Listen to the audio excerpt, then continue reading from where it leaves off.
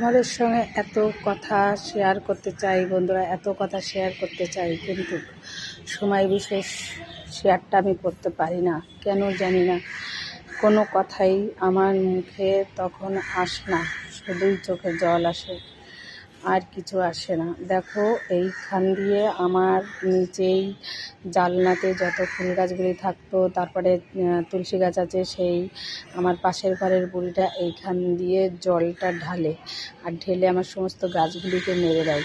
তাই এই গাছগুলি যখন এইখানে রেখেছি, তা ও তো আর এইখান দিয়ে পার করে আর যেতে পারছে না। তার জন্য কি করছে বলো তো, এই গাছের যত ফুল আছে দেখো ছিঁড়ে ছিঁড়ে, এই যে দেখো ছিঁড়ে ছিঁড়ে ফেলে দেয়। এই যে তোমাদের দেখাচ্ছি, দেখো ছিঁড়ে ছিঁড়ে প্রত্যেক দিন দেখো ফেলে দেয়, প্রতিদিন ছিঁড়ে ছিঁড়ে ফেলে দেয় রাগেতে।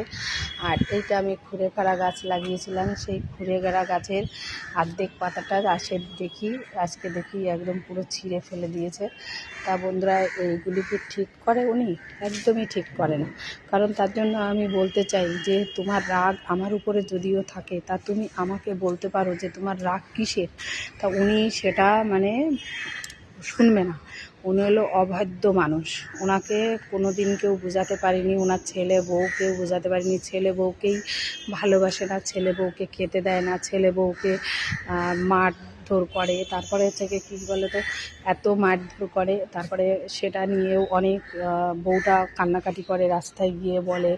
তারপরে দেখো বন্ধুরা, তোমাদের এটাও দেখাচ্ছি যে কয়েকদিন আগে আমি এই গাছটা লাগিয়েছি, এই বড় মোটা গাছটা, এই মোটা গাছটা কয়েকদিন আগে লাগিয়েছি। দেখো এই গাছে কত গাছে ফুল দিয়েছে, এই দেখো অনেক গাছে ফুল দিয়েছে, আরও দেখো কড়ি রয়েছে।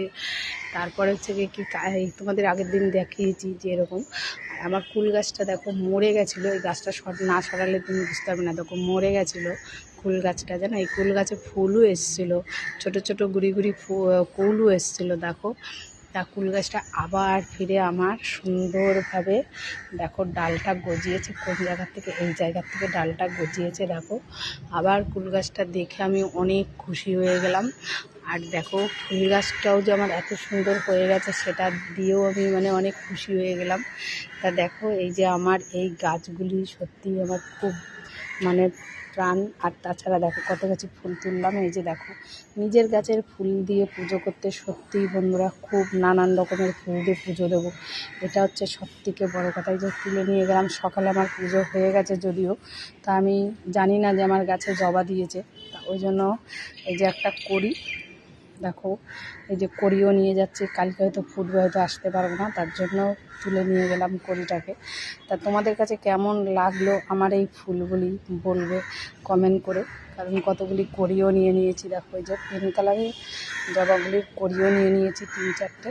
আর এইদিকে দেখো কালকে আমি সকালবেলা যখন আসতে পারবো না, তখন আমি এই ফুলগুলি দিয়ে পুজো দিয়ে নিতে পারবো, তার জন্য আমি ছিঁড়ে নিয়ে গেলাম। আর এই যে কত কড়ি হয়েছে দেখেছো, কত কড়ি হয়েছে, সব ডালে প্রচুর কড়ি।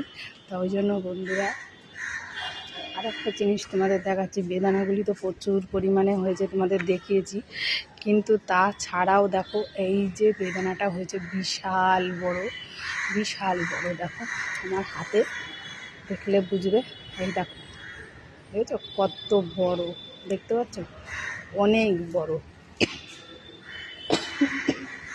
সরি বন্ধুরা, টাটা। আর দেখো এই যে কুল গাছে কুল হয়েছিল, প্রচুর কুল হয়েছিল, কিন্তু কুলগুলি না জানি না কুল গাছের সঙ্গে কি হয়েছে বলতে পারবো না। কুলগুলি শুকিয়ে গেছে, সেটা তোমাদের দেখাতে পারছি না একদম। তাহলে আমাকে জুম করে দেখাতে হবে যে কীভাবে ফুলগুলি শুকিয়ে গেছে। এই যে দেখতেই পাচ্ছ শুকিয়ে গেছে, 5-6টা ফুল হয়েছিল, ফুলগুলি পুরো শুকিয়ে গেছে। আর দেখো এই যে পেয়ারা গাছে যে বলেছিলাম তো বড় বড় পেয়ারাগুলি হয়েছে, সেটা তোমাদের দেখাচ্ছি।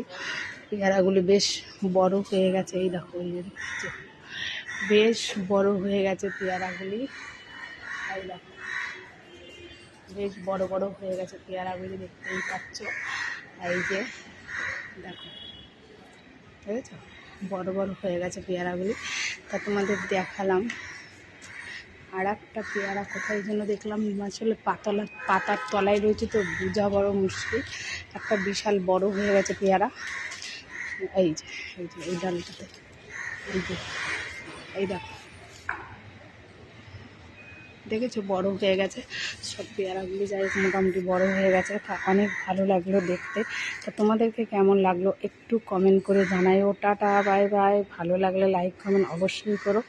আর যেটা বলছিলাম, আমার কথাটা পরে আবার ফিরে তোমাদের শোনাবো একটু একটু করে আমার জীবনের ঘটনা। তো বন্ধুরা, টাটা।